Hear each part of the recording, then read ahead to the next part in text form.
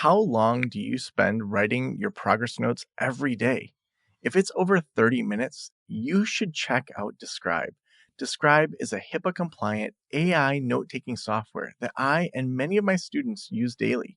It saves me 1 to 2 hours a day on my documentation around consulting, and I know it's going to save you more in counseling. Also, it customizes exactly to my own writing style. I recommend that every therapist give it a trial. It's free. Go to describemed.com to get started for free. Again, that's describemed.com to get started for free.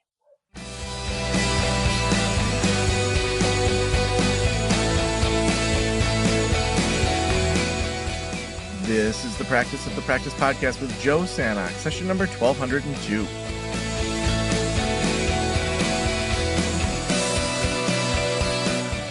I'm Joe Sanok, your host, and welcome to the Practice of the Practice podcast. I am so excited that you are here. I am so excited about today's show. We have Krista St-Germain, who is a master certified life coach, grief expert, widow, mom, and host of the Widowed Mom podcast. When her husband was killed by a drunk driver in 2016, Krista's life was completely and unexpectedly flipped upside down. After therapy helped her unfurl from the fetal position, Krista discovered life coaching, post-traumatic growth, and learned the tools she needed to move forward and create a future she could get excited about. Now she coaches and teaches other widows so they can love life again too. Krista, welcome to the show. Thanks so much for having me. Always delighted when anyone wants to talk about grief.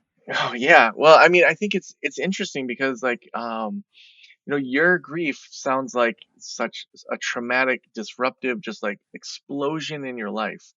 And I think that Yes. sometimes it feels like, not that there's a classification of griefs, but it's like, man, like I feel like if I even like share my own grief or traumatic stuff that's happened, it's like, well, but her husband was killed in a drunk driving accident. Like, how do you even have that conversation? How do you view when people maybe naturally compare their grief to yours or compare their grief to other people? Yeah. I think it's such a natural thing for the brain to do, to compare. And also, it can be such an unhelpful thing. And so we just really want to watch that, right? Because everyone's grief experience is important and valid and unique. And the last thing we need to be doing is to not give ourselves permission to feel how we feel because we fear someone else has felt worse. It's particularly unhelpful, but I get why we do it. And I've done it too, you know? hmm Yeah. Well, we have a ton of therapists here that are listening, and a lot of us, in grad school heard about the stages of grief, and I know that's something you cover a ton, and it might, you might be kind of sick of talking about that. But I want to quickly just start with, in grad school, we learned about stages of grief, and before we started rolling, one of the things you said that you're both sick of talking about, but also needs to be talked about is how that stages of grief is outdated. So tell me what you mean by that. Yeah. So, first of all, I'll say it was the only grief theory I knew about when my husband died. So, I also understand why it is the default. It's kind of the one that took over popular culture. But the 5 stages of grief was, first of all, created in 1969, which it's been a minute. And it was really important work in its day, right? Nobody was having the conversations. That were so important to have. And Elizabeth Kubler-Ross came along, and in her study of hospice patients, people coming to terms with their own terminal illness, their own mortality, started noticing that there were these, 5 things that people typically tended to experience. And so she wrote a book called On Death and Dying. And then later she applied that to grief in a book called On Grief and Grieving. And people kind of took those 5 stages, those 5 things she was noticing: denial, anger, bargain, depression, and acceptance, and turned that into a formula. And we humans love a formula, don't we? We like to know that there are stages and we just have to go kind of check the box and we'll get through it. And maybe that gives us hope. But, even later in her life, she regretted how people took her work and used it to make it staged based and formulaic and narrow, right? And what we now know is that everyone has such a different experience of grief. It's you got to think about it like a fingerprint, right? Every grief experience is different. Every person experiences their griefs differently, and there is no end of grief, right? There's integration of grief, but there is no end. And unfortunately, if we're looking to something like the 5 stages and comparing our own experience, we don't typically find that it matches the experience we're having. And then sadly, what I see is that people either get frustrated and just, don't look for any support, or they use it against themselves and, ask themselves questions like, well, am I angry enough, or should I be more angry? Or, is this what denial is like? Or have I come to a place of acceptance, as though acceptance is actually a place? So it's problematic for so many reasons. And there's so much more good grief theory out there now that I wish we were talking about more. So yeah, I'm happy to talk about it so that we can stop perpetuating it and we can start talking about other more helpful models. Yeah. I know that when I was going through my divorce during 2021, our family had gone on a road trip during the pandemic, lived in national parks in a camper, and my ex decided to leave the family and stay in California. And then I came home Mm. alone with the girls. And, there's a lot to that story that I don't talk about publicly, especially because I don't want my girls to someday be like, why'd you say Hmm. all that stuff? Yep. uh, so figuring that out. But my therapist, I'm still in therapy around just kind of all that comes up from that stuff. But he talked about reverse labor pains, that it's sort of like, at first it's just you're grieving so hard, and then it's sort of like they start to space out, but that you don't always, like, you'll have these triggers. It could be a certain temperature outside. It could be, a thing you find in the garage that you haven't, thought about in 10 years. And it just kind of brings Yeah. those things up. And for me, that was just a really helpful way of thinking about it, that it's like, you don't know when it's like gonna just stop, like what you said. Like, it's not like there's a goal to, like, I need to stop feeling these things. For you, I imagine, the whole drunk driver side of it, and the blame and the anger, it just seems like, not that it's necessarily more complex, but it just seems like it'd be so heavy to even like live through that. What was helpful during that time? You said in your bio that you got therapy, and I think that therapists always love to hear, like, what worked. What did that person do really well that helped you? How did they join you? What was it during that time when you did enter into therapy that the therapist did that you found especially helpful? Yeah. So I already had a really great relationship with her. She had helped me through my divorce before marrying Hugo. And so I already had a great level of comfort. And, uh, primarily what she did is she just let me talk and she's validated my experience. I needed to be able to talk about it with someone who wasn't trying to make me feel better and someone whom I didn't feel like I was burdening. And it's really difficult to get that with friends and family. They care so much and they don't really know how to be with you in that pain. And sometimes they try to minimize it because they feel so uncomfortable with it. They don't really know what to do with themselves. And she just didn't do any of that. She just let me say whatever I needed to say and didn't try to make me feel better. And there's so much value in just that, I think. Didn't make me try to feel better. Oh my Yeah. gosh. I love that. When she was sitting with you and wasn't trying to make you feel better, I think sometimes therapists can feel like they need to fix it, but I'm hearing you say there was nothing that she could have done to fix it, that really joining you in it and allowing your process to unfold was the most valuable. Um, how did that carry over outside of therapy for you? I think the more someone else validates that how you feel is okay and it's not a problem to be fixed, then the more able you are to validate yourself when you're surrounded by other people who aren't validating that. And because when you go back into the real world, right, and you've got all of these friends and family and they mean so well, and they're saying, oh, they're in a better place and don't worry, you're young and you'll meet someone else. And at least you had them while you had them. And, they're just saying all of Mm, these things to try to make you feel better because they just don't know how to feel good when you don't. Right. Um, it can be easier to hear that without taking it on. Right. And so I really appreciated that. mm. Now, post-traumatic growth. Tell me about that. Post traumatic growth. Yeah, it's kind of one of those terms, like for me anyway, I remembered hearing about it and thinking, wait, what? What'd they say? Everybody talks about post traumatic stress disorder, but not so much post traumatic growth. So, post traumatic growth is a phrase that was coined in the '90s, mid '90s, by a couple of researchers. Last names Tedeschi and Calhoun. And kind of prior to their work, it was really thought that the best you could hope for after something traumatic happened, and to put it in context, at that time, the understanding of trauma was really more big T, little t. It was kind of like objective. Certain things are traumatic, other things aren't.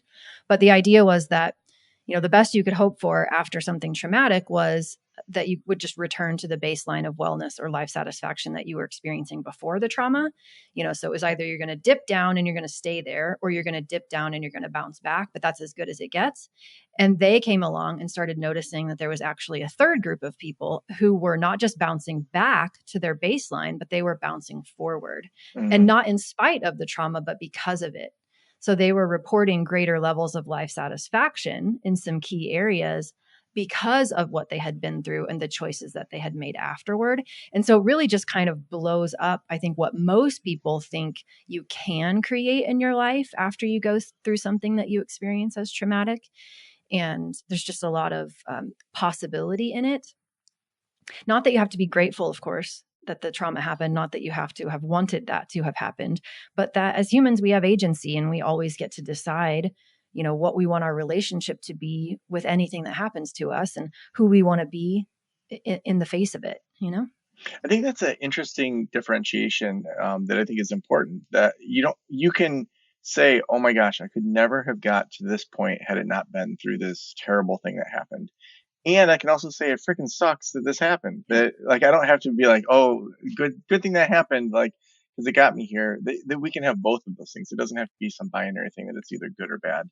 Um, I think that when I think about my own growth, like I feel like the divorce and then for 3 years being the primary parent where having sole physical custody and all of that that came with it that was so unexpected.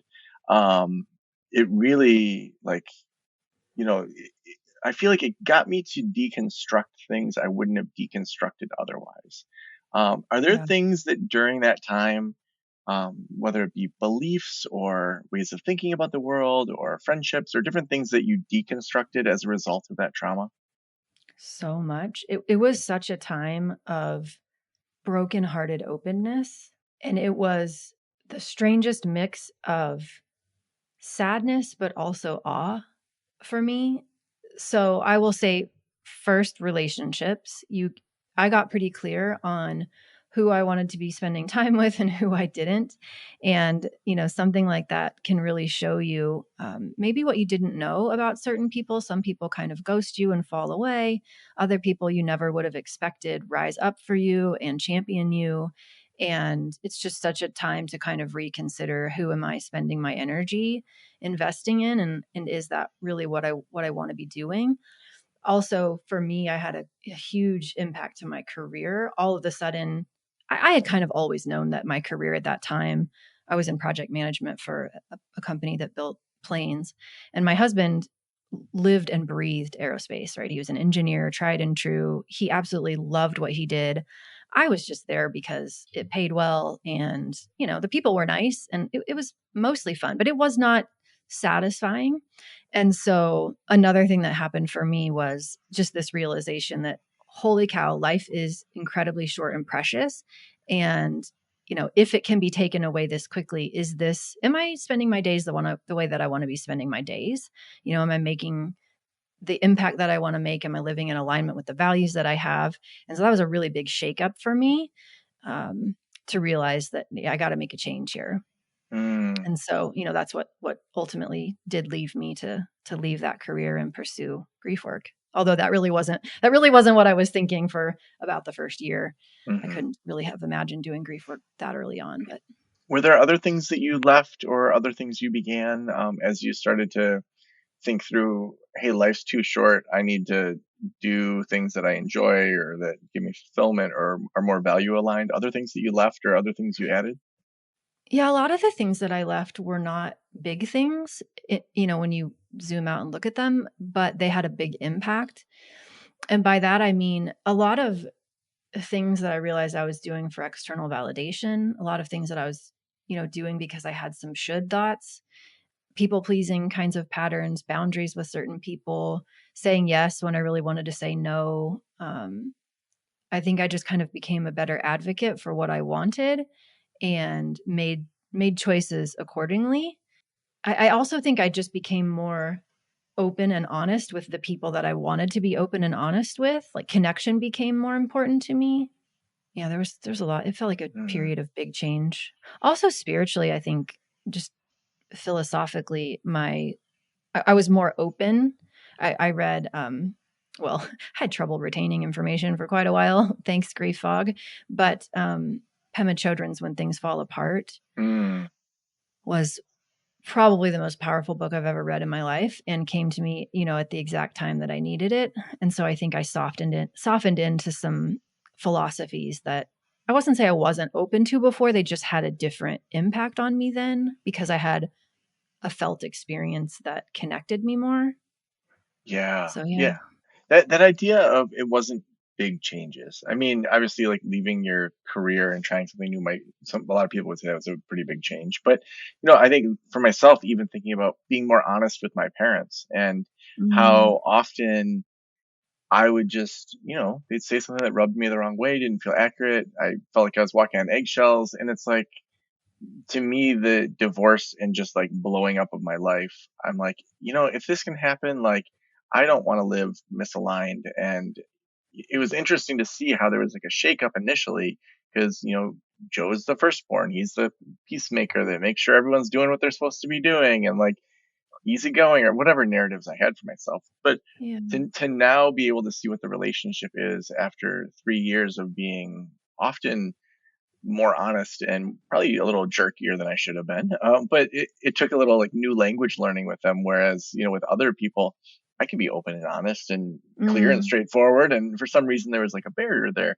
And it's amazing because most people would say, okay, being open with your parents, like that's a smaller thing. But for me, that felt like such a big shift. Like, if I'm living in this kind of post marriage world where I get to really decide what that looks like differently than maybe the narrative I thought that I was told I needed to have, it was interesting how it opened up so many questions of like relationships. Like, do I feel like I need to get married again, or could I be in a committed long-term relationship, not married, or could I, mhm. like, do I have to follow the relationship ladder that everyone gives you, where you date for X number of months or years, and then you move in, or then you like get married, or Yeah. whatever order you think you've been told.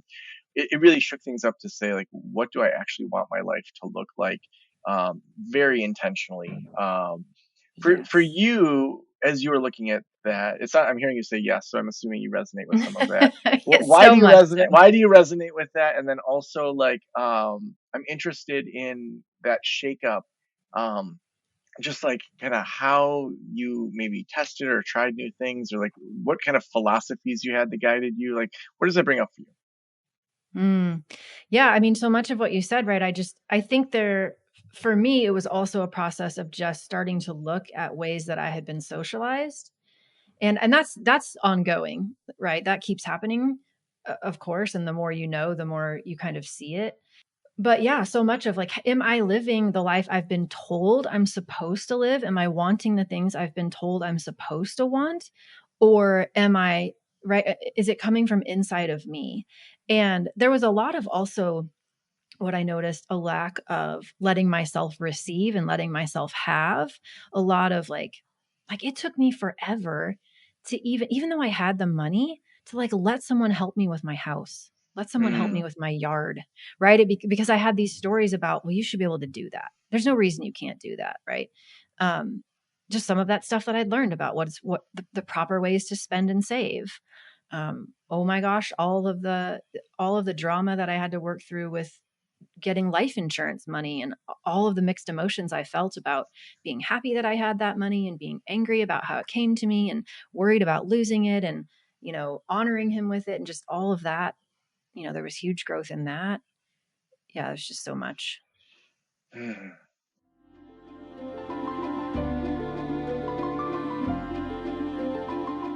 As a therapist, I can tell you from experience that having the right EHR is an absolute lifeline.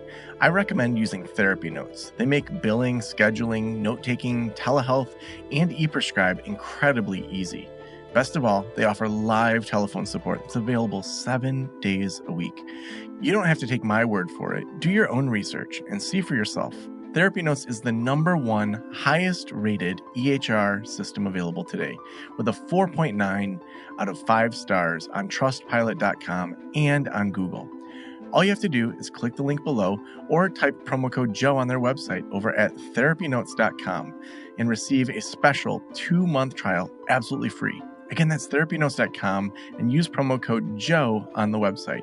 If you're coming from another EHR, Therapy Notes will also import your demographic data quick and easy at no cost, so you can get started right away. Trust me, don't waste any more of your time and try Therapy Notes. Just use promo code Joe at checkout.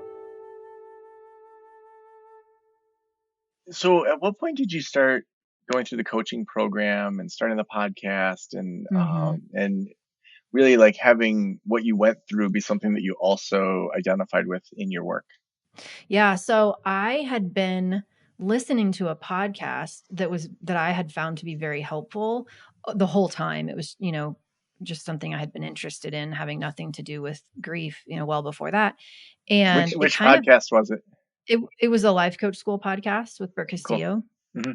And she happened to launch, it was like this very strange timing, I thought. She happened to launch a program that was a pretty affordable price point, kind of a group coaching program. And I had never invested in anything like that.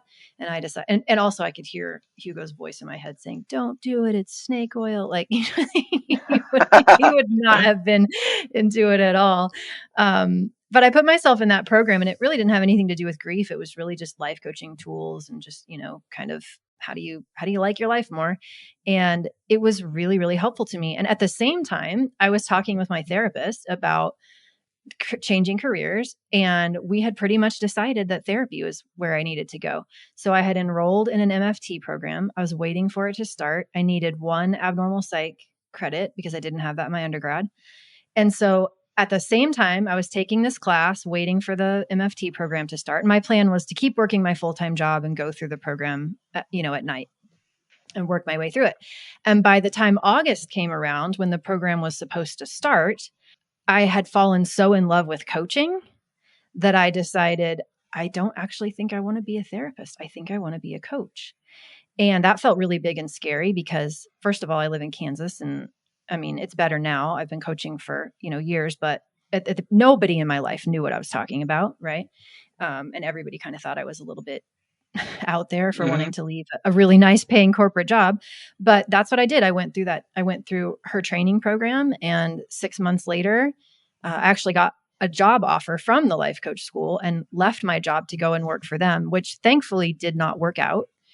And I ended up a couple months later just deciding, okay, I'm not going to go back to my old job. I'm going to figure out how to make this work as a coach. And it was then at that point that I decided, okay, I think grief is what I want to coach. I want to work with widows. Before I didn't. I thought it would be too heavy. I also disqualified myself because Hugo and I hadn't been married very long. And I just had some stories about who was I to help people. How long were you guys married? Only 3 months. Wow. We'll see. April, May, June, July. Okay. Almost 5, I guess. It felt short, but yeah, very, very shortly. We had been together for, a couple of years, but only married briefly. And it was like the redemption story for me, right? I was married to my first husband for a long time. We had 2 kids together, and that ended in flames and not well. And so he was just kind of like you can be treated the way you want to be treated, that like best days are ahead of you. Life's finally working out kind of story. And then boom, gone. But yeah, I had a lot of stories about, well, how are you going to help somebody who's been married for 25, 30 years to the same person when that was not your story? Yeah. How did you figure that out?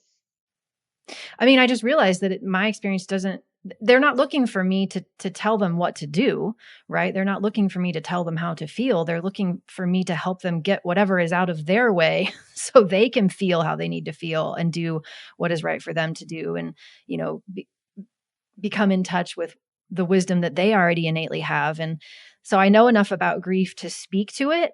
But that doesn't mean I have to know enough about everybody's grief. I won't go into details, but I'm going through something right now that is extremely griefy and disruptive in my life. And it is wildly different from the grief experience that I had with Hugo. And, you know, we just got to keep reminding ourselves our grief is not someone else's grief. One grief that we have is not the same as the next grief that we have. But the principles are the same of, can I learn to feel my feelings? Can I learn to question the stories that my brain offers me about what this means in my life? Can I exercise agency where I have it? Can I separate what I can control from what I can't? All of those things, those are the things that people need help with. Yeah. Now, when you think about just like kind of starting the podcast, getting that going, was that starting at the same time or was that something different? No, I waited to start the podcast until I had been coaching for about a year and I guess it was almost 2 years. I waited quite a while. I was actually working with Brooke at the time, and Brooke's recommendation was, don't start a podcast too early. Go coach, get a lot of hours of coaching, go learn what people need help with and figure out how you're helping them and get your coaching skills solid. And then you will have so much to talk about and help people with. And I'm really glad that for me, not that that's the way everyone should do it, but for me, I'm glad that I did it that way. Because by the time I started, I had a mile-long list of how I wanted to help people. Yeah. Okay. So one other question I have is, so I have a friend, Dana, who I've had on here. She has the Forced Joy Project, and her husband was diagnosed with cancer. And I don't remember exactly how long. It was like 3 or 6 months from diagnosis to death. And during that time, he and she decided that they're going to force joy on themselves, even though it was a really tough time. And so they kind of did this personal, what they called the Forced Joy Project. And now it's years later. She has like a podcast. She does retreats for widows that primarily have had a husband die through some sort of chronic illness. And we've had a conversation around just having your brand identity be paired with something you went through, and how, like, does that kind of get you stuck in that grief or stuck in that identity of being a widow, when maybe years later, like, you aren't as kind of stuck in that, and just like kind of having conversations around it. It's been a conversation we have kind of over the last few years, and I'm interested in your thoughts on that. When you make your kind of brand be around, this trauma you went through, do you ever feel like it kind of pours too much cement on your brain around that? Or how do you handle that? Maybe rather than have a judgment around it, how do you handle that, having your brand be paired up with something that you went through to help yourself keep growing? Yeah, I mean, I guess it really has never bothered me. I get so into it. What I have found for me is that it just keeps evolving. Because I mean, I used to think I'm just going to get to the end of this and then I'm going to move on. And then of course you realize, no, that's not actually how it works. You're going to be experiencing secondary losses for the whole rest of your life. And I don't feel like talking about that weighs me down at all. I actually find it helpful. So I get why some people do feel weighed down by it or boxed in. But for me, it doesn't really feel that way. Also, I think my focus is so much on helping people love life again, that to me, grief feels like the doorway that they come through. But it's not, it's a portion of what we're talking about, of course. And everybody who works with me came to me for that reason. But what they're there for is because they don't know how to genuinely love life again. And that's what they want for themselves. And I'm so convinced that we deserve that and we can create that, I just love doing that. And I love the community that comes with it. And I love the support that comes with it. And yeah, there's just not really anything I don't love about it. And I'm constantly growing too. And it helps. Some of my clients they've been clients for years. So they'll, come through my initial program and then stay for my upper level programs, just for people who just want to keep going and growing. And they are like my playground, right? When I'm creating things for them, it's where am I growing?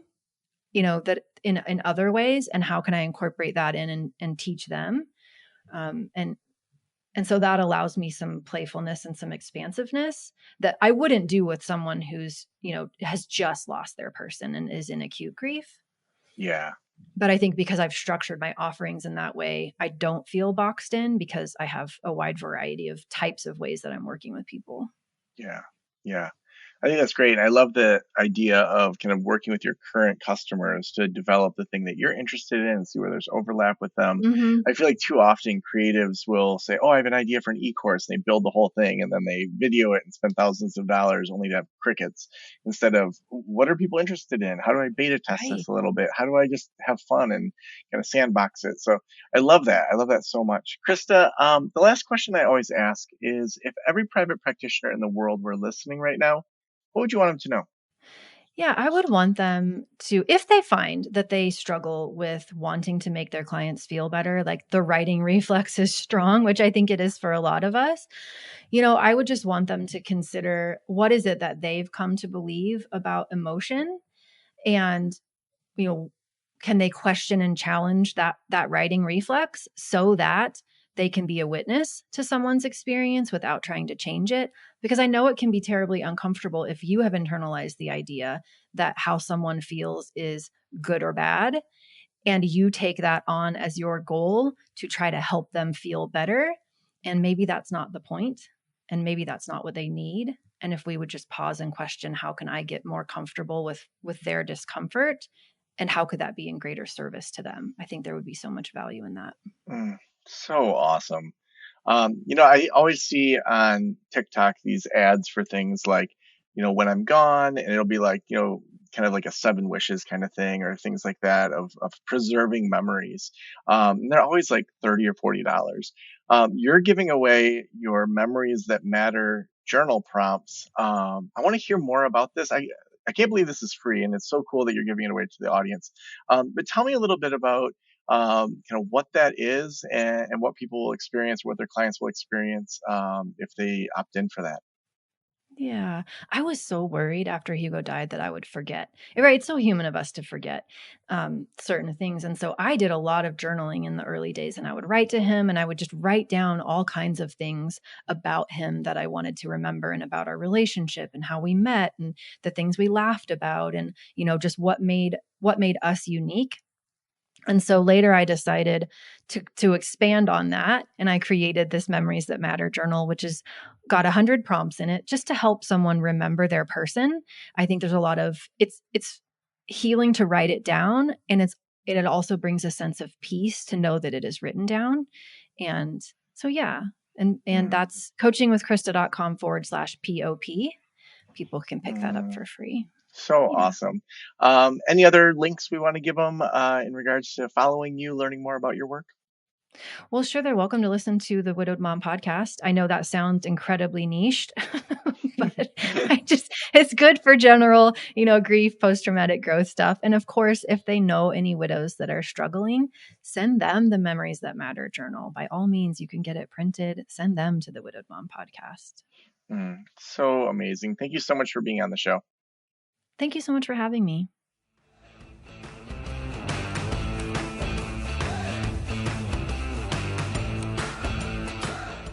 I actually just got back from vacation, and we record this months in advance. And so, in northern Michigan, at the time of this recording, it's really chilly. But during that time there, it was interesting. We went to Guadeloupe, which is a French island down in the Caribbean, and to just have such a slow pace and to see how the French people live their lives, it really got me thinking about that thing of like what Krista just said of, what is she personally learning? And for me, for a long time, you guys know I did slow down school. I've done a lot around slowing down. And that's really been to force myself to slow down, because I am such a kind of active person, and a go-getter in a lot of ways, and I've identified with that over the years. But just thinking about like, what does it mean to be a better human, to be working on yourself? And so probably by the time this is out, we'll already have done it. But I'm brainstorming and I'm more saying it to put it out there for myself to have a little bit of accountability. The idea of just creating some free webinars around just pursuing being a better human, being a better person, things that I'm learning, and to share that with the community. And so those sorts of things, whether it's that or other kind of ideas that we're launching, make sure you're checking out practicewiththepractice.com regularly. And especially if you're in our membership communities, you'll know about these things right away. So if you're in the memberships over at practicewiththepractice.com/membership, you'll see all the things that we have going on for different kind of tracks for your private practice, for your life, for different things. So a lot of great things going on in our communities, a lot of great things going on this podcast. We also couldn't do this show without amazing sponsors like Therapy Notes. Therapy Notes is the best electronic health records out there. They will help you switch over from your current EHR. They also give you 2 months for free or just money off if you use promo code Joe at checkout. They are phenomenal. They help with automated billing. It's going to make it easier to outsource your billing. So many reasons to switch to Therapy Notes. Just head on over to therapynotes.com, read about it, and at checkout, just use promo code Joe. Thank you so much for letting me into your ears and into your brain. Have a great day. I'll talk to you soon. Special thanks to the band Silence is Sexy for that intro music, and this podcast is designed to provide accurate and authoritative information in regard to the subject matter covered. It is given with the understanding that neither the host, the producers, the publishers, or guests are rendering legal, accounting, clinical, or other professional information. If you want a professional, you should find one.